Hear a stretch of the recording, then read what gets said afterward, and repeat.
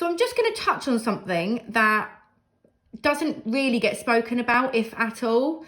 And it's about the biting point. I have mentioned this on my Instagram briefly. So let's explain one thing.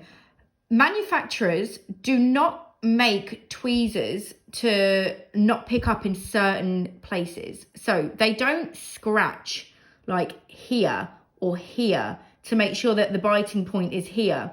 It's not what they do. Their intention, because they will, you know, if they're a good manufacturer, they will look through a really strong lens to make sure that between there and probably there, and it's about here that the tweezer naturally starts to separate, that you've got complete precision, that there are no dents and damages, no hairline whispers that stop them picking up, that drop those 0.03s. This is what manufacturers aim to create.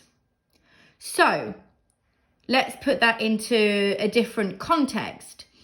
When you have bought yourself a really lovely tweezer and it's your absolute holy grail, and maybe you've dropped it, let's say, and you go to the same website and buy the same tweezer, but it doesn't pick up in the same way, even though they're saying they're hand tested, the excuse from the supplier will be, oh, you need to find the biting point.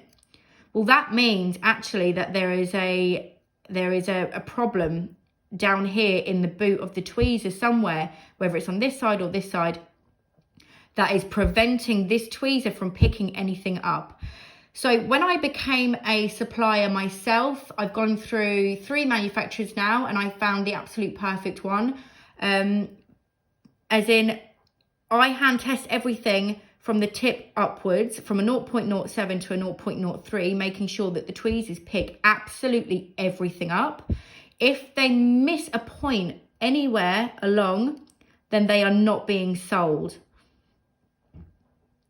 So saying to you that you need to find the biting point is not good enough.